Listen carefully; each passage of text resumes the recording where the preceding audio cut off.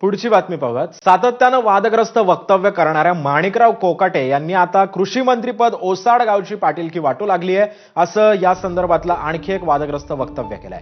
कृषी मंत्रीपद म्हणजे ओसाड गावची पाटीलकी आहे आणि मला हे खातं दिलंय, असं विधान त्यांनी शुक्रवारी छत्रपती संभाजीनगरमध्ये केलेलं आहे.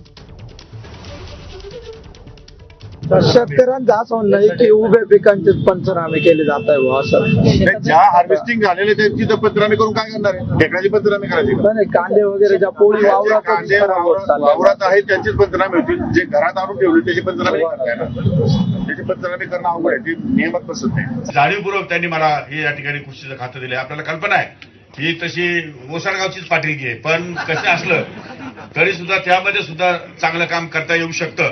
हा पण एक आपल्याला हे पण एक उदाहरण आपल्याला महाराष्ट्रामध्ये द्यायचंय.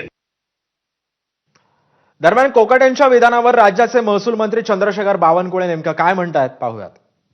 याबद्दलचा निर्णय अजित पवार साहेबच करू शकतात. समाजाला वाईट वाटेल असे कुठलेही